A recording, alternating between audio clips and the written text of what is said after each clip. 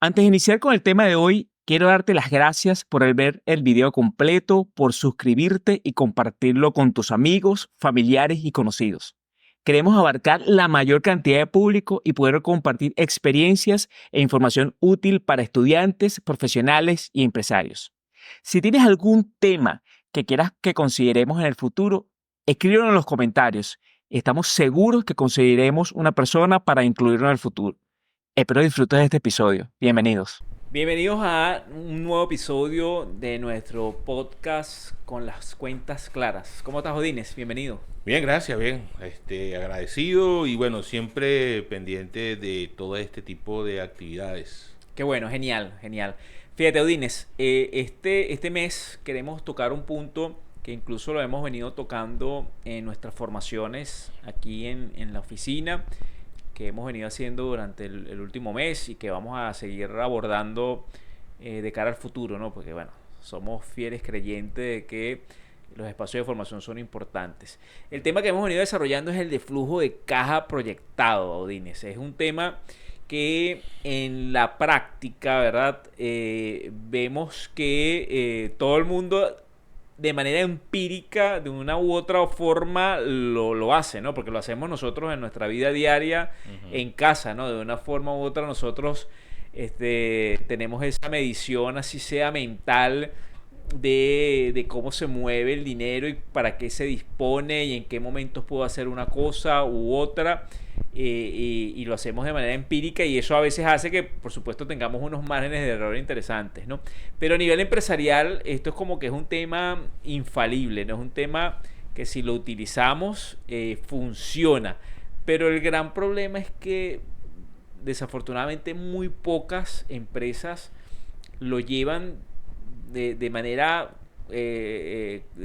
estandarizado y de manera constante en las compañías. ¿Cómo lo ves, Audine? ¿Cómo ves este tema? Bueno, sí, efectivamente el flujo de caja es una herramienta de planificación técnico-administrativa. Es una herramienta que es sumamente importante, ¿verdad? Yo diría que es una de las herramientas más importantes que tiene un administrador, un gerente, por lo menos conocer. El del administrador lo tiene que tener permanentemente activo en su carpeta, en su drive, en lo que sea. Pero es una herramienta que es sumamente importante. Efectivamente, lo que tú dices es muy cierto. En la actualidad y desde hace mucho, ¿okay? El flujo de caja ha sido un requisito gerencial, ¿verdad? Post-mortem. Es decir, muéstrame cómo estuvo el flujo de caja del mes pasado. O sea, que no es el flujo del efectivo. O sea, hacen un flujo de caja del mes pasado, ¿verdad? Para saber si se va a comportar bien o igual, un poquito por debajo, un poquito por arriba, el próximo mes. Eso, ¿por qué era así? Bueno, porque en el pasado la actividad económica era una actividad sumamente dinámica, había muchos demandantes industriales grandes, ¿verdad? Muy pocos ofertantes, entonces siempre había un margen bastante amplio entre los costos, los gastos y los ingresos, como para tú poder jugar con tu efectivo.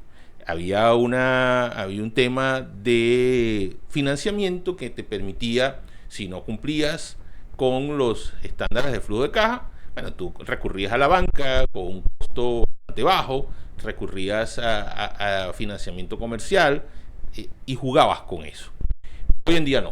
Hoy en día, lamentablemente, ni el financiamiento bancario ni el financiamiento comercial son baratos, de hecho, ni baratos ni asequibles, ¿ok?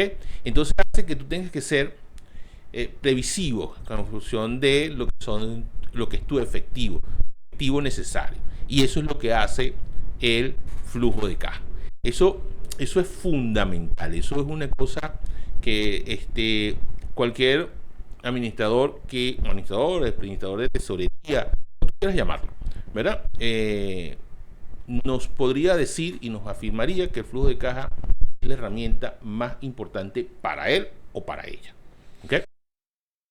Quiero hablarte por un momento de la Academia de Programación Algorithmic. Ya llegó a Puerto Ordaz, está en más de 90 países en el mundo y se ha encargado en los últimos años de formar a niños y adolescentes en áreas tan importantes como lo que es la programación en Python, diseños de páginas web, diseño gráfico, diseño de videojuegos y tantas otras habilidades que son sumamente importantes para los jóvenes, para con ellos poder visualizar va a ser su carrera en el futuro.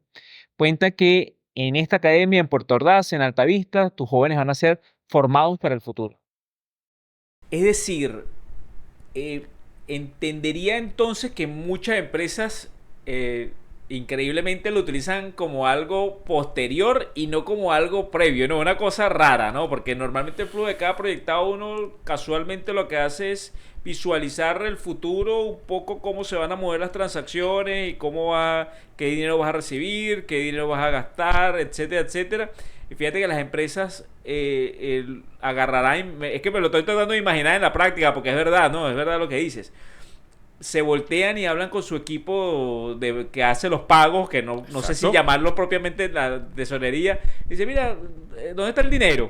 Es- ¿Cómo pagamos? ¿Qué hicimos durante este mes? Entonces, esa es una dinámica extraña, ¿no? No, Realmente. exacto, exacto. Tal cual como te decía, en el pasado era común, ¿verdad? Sobre todo en medianas y pequeñas empresas. Era muy común porque el empresario no era previsivo, no hacía un plan. El empresario iba del día a día. Aquellos empresarios medianamente organizados sí hacían su proyección, una proyección bastante sencilla, mensual. No hacían el primer flujo de caja del año completo en función de su plan presupuestario y lo revisaban cada 3 meses, cada 2 meses, Está muy etcétera, amarrado el etcétera. presupuesto, No, indudablemente. Está muy amarrado el presupuesto.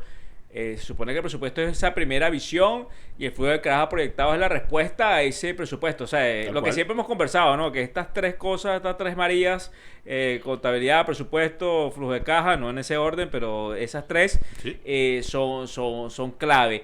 Eh, en empresas grandes, Ok. cuando yo estaba más joven, el tema de tesorería o los tesoreros, siempre lo hemos conversado off the record, el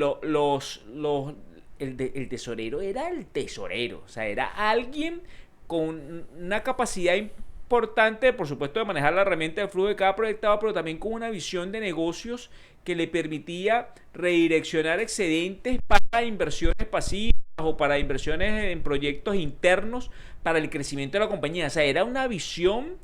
El tesorero era el que, mira, ponía, mira, esta plata la podemos utilizar para aquella ampliación. Exacto. Es la que podemos invertir para esto. O era el que decía, mira, vamos a necesitar financiamiento para poder apalancar este proyecto y la tasa de interés que podemos permitirnos es de tanto, así que vamos a salir a la calle a buscarla. Fíjate cómo ha cambiado eso con el tiempo, ¿no? Sí, sí, totalmente. Tienes toda la razón. La mayoría de las empresas grandes sí traen una tradición. Acuérdate que la mayoría de las empresas grandes en Venezuela eran transnacionales y esas venían con una total tradición del manejo del flujo de caja, de un manejo de un presupuesto anual, hacían una revisión trimestral, normalmente la hacían, la primera revisión es en febrero, ¿ok? Y después se hacían, según la dinámica del negocio, hacían revisiones o mensuales o bimensuales, no había ningún problema. Muchas empresas venezolanas, ya nativas venezolanas, nacieron en Venezuela, crecieron en Venezuela, que han trabajado de la mano de estas empresas o como proveedores o porque sus trabajadores vienen de estos negocios, de estas transnacionales que hicieron mucha vida en Venezuela, mantuvieron mantuvieron la práctica y bueno, esas empresas afortunadamente han tenido éxito por lo menos para sobrellevar crisis internas, crisis externas, que toda crisis merma el efectivo. ¿Ok? Eso es sumamente importante, pero tienes toda la razón allí. Ahorita estas tres Marías son fundamentales. Ahorita las tres Marías siguen siendo fundamentales como lo eran en el pasado, pero hay gente que no le da la importancia de vida. Claro, ¿Ok? claro. Tengo cuatro preguntas aquí que quiero que me ayudes a que desarrollemos hoy, ¿sí? La primera, ¿cuáles son las bases fundamentales y condiciones que debe tener en cuenta una empresa, una gerencia al momento de elaborar el flujo de caja proyectado?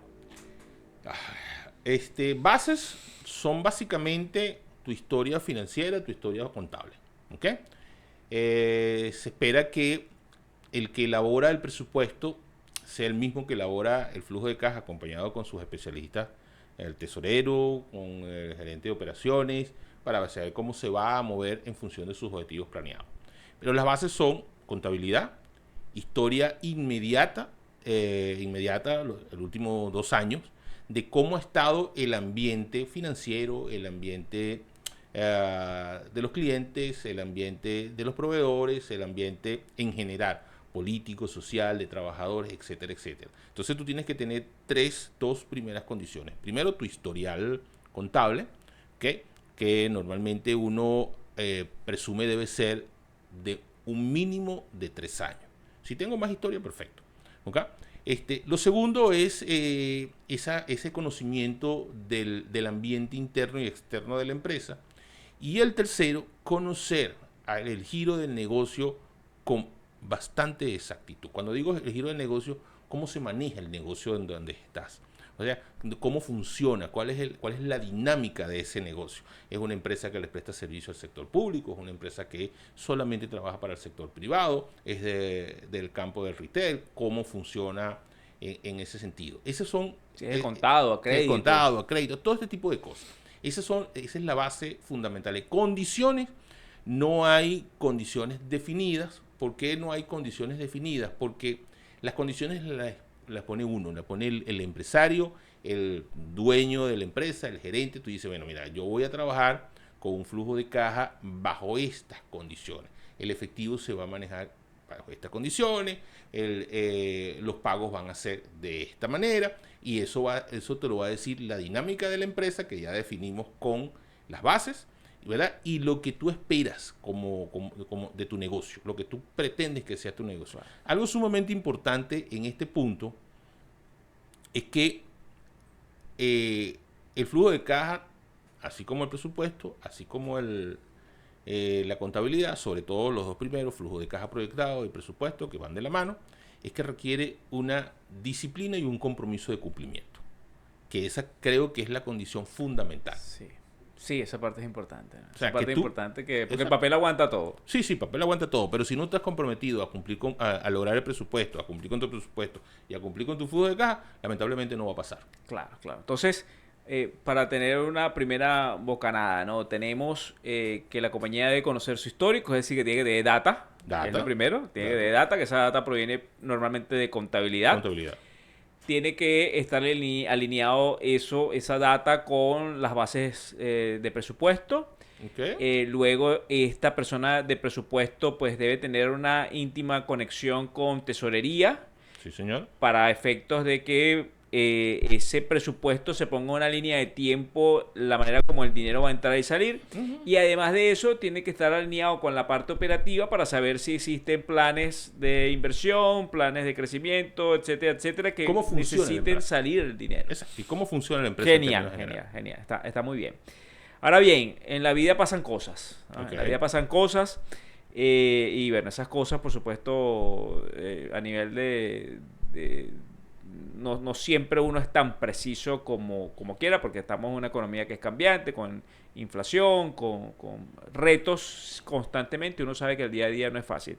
¿Cuál es el margen de error que es aceptable en la elaboración de ese flujo de caja proyectado? Mira, ahí no hay un estándar. Okay. Hay empresas que son corporativas, que vienen de una larga data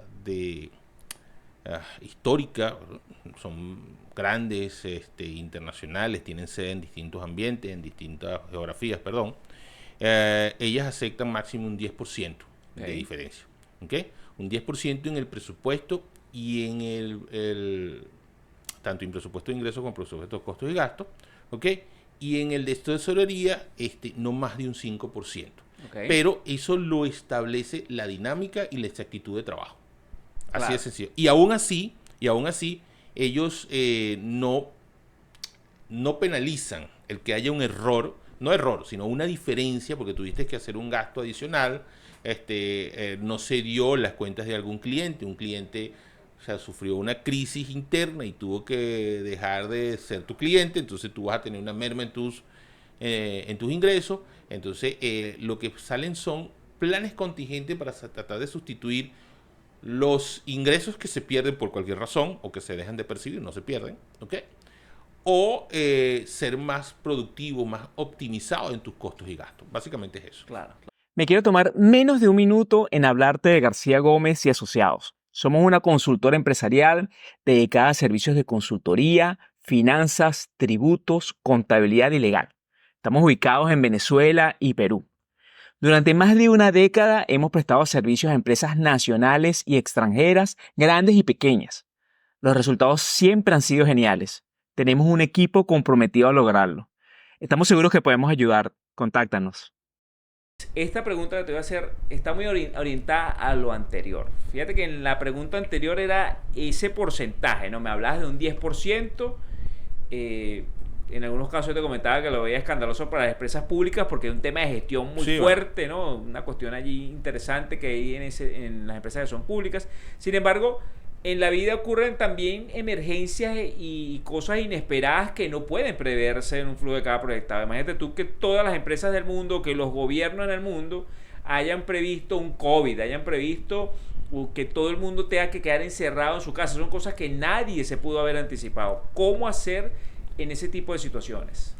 Bien, realmente en ningún flujo de caja proyectado tú ves un escenario para imprevistos. No lo ves. Hay empresas que tienen planes de crisis distinto al presupuesto. ¿Okay? Vamos a llamarlo, hay dos tipos de crisis que se consideran. Crisis interna, o sea, no sé, una explosión de algún horno, si eres una empresa que trabaja con horno, una pérdida de una maquinaria, si eres una empresa que tiene importantes maquinarias, no sé, un daño grave en términos de una huelga por conjunto de trabajadores que todos se ponen en huelga. Esas son crisis internas y bueno, esas crisis internas no deberían afectar a tu cliente, ¿ok? Para esa crisis interna se genera un plan de contingencia para crisis y se genera un presupuesto de crisis. Ese presupuesto de crisis normalmente tiene su propio flujo de caja, ¿ok? Y, por ejemplo, de darse la crisis, se suspende el flujo, se suspende la actividad tradicional, lo que quiere decir que entra en juego el flujo de caja de crisis y queda en pausa. Oye, interesante. Eso quiere decir que tienes que tratando de visualizarlo en la práctica, es como que tengas unos fondos restringidos, algo parecido. No.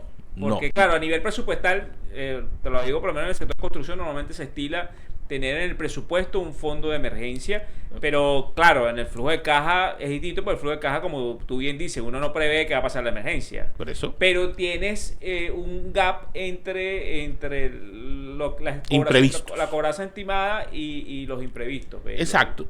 Ese es lo que pasa es que, bueno, cada sector tiene su forma de hacer el apartado. Claro. Acuérdate que la construcción, que es el caso que estás colocando, ellos normalmente comienzan una obra y terminan una obra. Entonces el imprevisto es para esa obra. ¿Ok? Estamos hablando, en el momento que te digo, un plan de crisis. El plan de crisis es para una empresa de procesos y actividad continua. ¿Ok? Todo el que trabaje por proyecto lo hace. Todo el que trabaja de manera continua en distintos países con distintas condiciones genera su plan de contingencia. Hay otro tipo de plan de contingencia que es el contingencias naturales, pero eso normalmente no se hace en un apartado, ¿ok?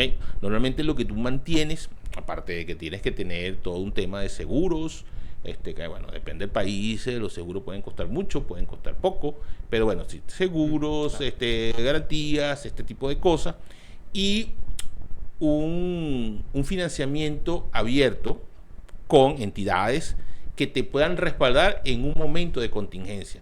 Entonces, ¿qué es lo que haces? Supongamos, tú tienes un plan de contingencia o simplemente no tienes planes de contingencia, tienes un punto en alguna financista o en algún banco, en algún donde tú sabes, mira, yo necesito tener permanentemente una línea de crédito, no abierta, pero sí una línea de crédito, un contacto con ustedes para emergencia. Eso es muy común.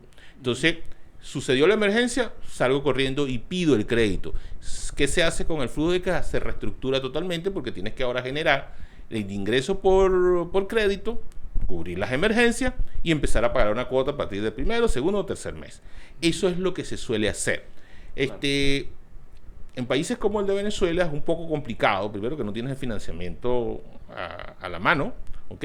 Segundo, que las contingencias o las emergencias pueden ser sumamente graves o simplemente sencillas, y tú tienes que tener, ahí sí tienes que mantener tu propio fondo con recomendación.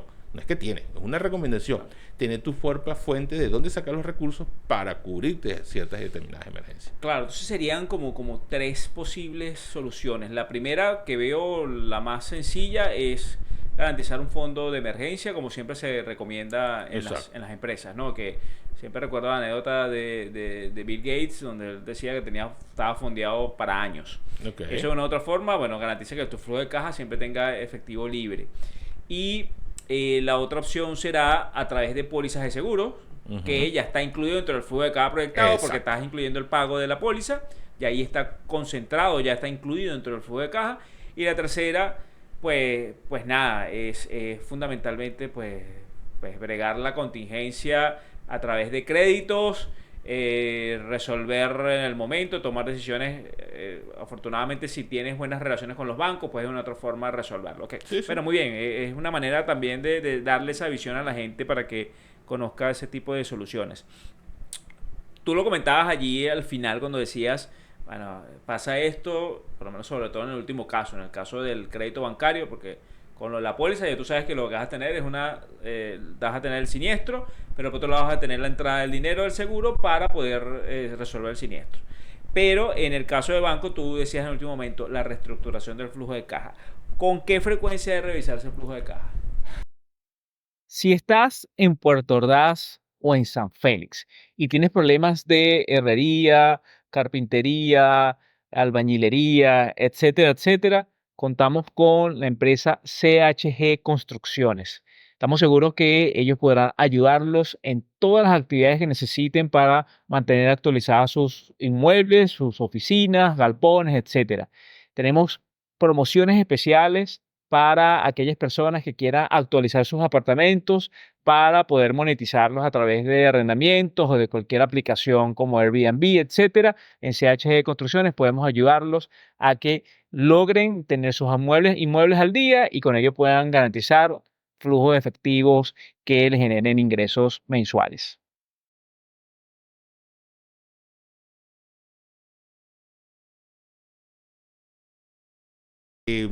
Fíjate que esa es una pregunta que hacen muchas veces, ¿ok? Realmente la frecuencia depende de la movilidad del efectivo de cada empresa. Lo normal es revisarlo mensualmente, ¿okay? Así de sencillo. Por ejemplo, un retail que factura todos los días, que paga todos los días, ¿okay? Tiene que revisarlo mensualmente y hasta menos. La revisión, ¿qué implica? La revisión implica un ejecutado versus un proyectado, ¿okay? Trasladar los ajustes al próximo mes y revisar que las premisas de proyección estén correctas a la realidad ejecutada en el mes anterior y seguir proyectando. Si tú agarras un flujo de caja y lo vas revisando mes a mes y lo vas ajustando mes a mes, es muy posible que el resultado final sea muy diferente, por encima o por debajo, dependiendo ya sea en costos o gastos, o los ingresos también, del que tú proyectaste originalmente. ¿Eso qué te permite a ti? Te permite manejar los escenarios para el próximo año. Por eso es que decía al principio que la data histórica es fundamental y tener documentado cada variación, por qué se dio la variación. Evidentemente, si fueron unas variaciones por contingencia, como hablábamos en minutos antes, hay cosas que tú no vas a prever, pero bueno, ya tú podrás saber que si esto fue una contingencia, existe la posibilidad que se presente otra contingencia similar, bajo los mismos esquemas, bajo los mismos impactos, etcétera, etcétera. Pero lo más recomendable es hacerlo de manera mensual. Hay personas que dicen que no, que debería ser trimestral, porque mensual es muy latoso. No, tiene que ser mensual. Si tú cierras contabilidad mensualmente, realizas tus estados financieros mensualmente, haces revisión del flujo de caja mensual. Y evidentemente, si haces revisión del flujo de caja mensual, tú revisas tu presupuesto. Así de sencillo. Lo que sí no haces es ajustar tu presupuesto, porque el presupuesto es uno del año. Entonces, ¿qué es lo que va a pasar? Tú vas a decir, yo presupuesté tanto, revisé trimestral, cuatrimestral, puede ser 2 veces al año, reviso presupuesto y ajusto presupuesto si necesito ajustarlo. Normalmente no se ajusta. Uno hace el presupuesto del año y el próximo año para poder medir objetivos logrados, metas cumplidas. ¿Ok? Básicamente es eso. Pero la respuesta directa es mensual. Es mi recomendación. Claro, tiene total sentido, porque incluso por un tema bancario, ¿no? Los bancos normalmente los cortes son mensuales, todo.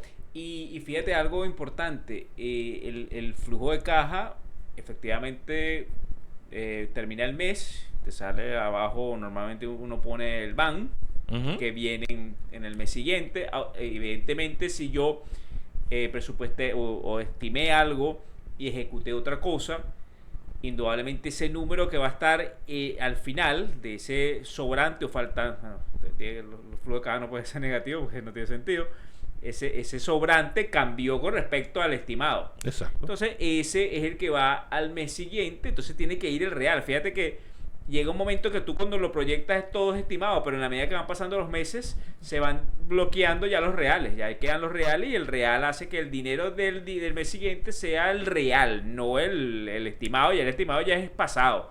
En todo caso, si tienes las 3 columnas, el estimado, el real y la variación, tú lo que vas a tener es la fotografía de ver si están en estos niveles de tolerancia de error del 10%.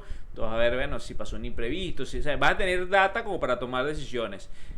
Indudablemente también puede ocurrir un evento que pierdas un cliente y que ese cliente de una u otra forma te generaba una entrada de dinero mensual. Si el cliente ya no está, evidentemente tienes que cambiar el flujo de caja, porque ya tú sabes que esos fondos no van a entrar. Entonces, ¿sabes? Es un ser vivo que uno tiene que, como ser vivo, pues tratarlo como tal, ¿no? Entonces, exacto. Lo importante es eso, lo importante es que tenga información. Mira, bueno, Audines, de verdad que es genial este tema, hay mucho que discutirlo, mucho que hablar, sobre todo en la parte práctica, que es lo que estamos desarrollando en los cursos aquí que hacemos en la oficina, que estamos haciendo online, para clientes que están fuera de la zona y para los in-company que también nos han pedido ese tipo de actividad. Yo creo que una de las cosas más útiles que hay, una de las cosas más subutilizadas también. Pero bueno, yo creo que vamos a entrar en esta, tú sabes, en esta presión de evangelizar a la gente con el uso del flujo de caja proyectado, porque considero que es una herramienta que da muchísima visibilidad, incluso en tiempos buenísimos, ¿no? Donde el dinero sobra. Bueno, eso también te da visibilidad porque eso te permite saber tu potencial de inversión en otras cosas, en aras de diversificar, en aras de ser más efectivo en los negocios. Exacto. Bueno, muchísimas gracias, Audines, por acompañarnos. Bueno, estamos a la orden. Podcast. Seguimos en este trabajo. Bueno, saludos para todos. Igual, hasta luego.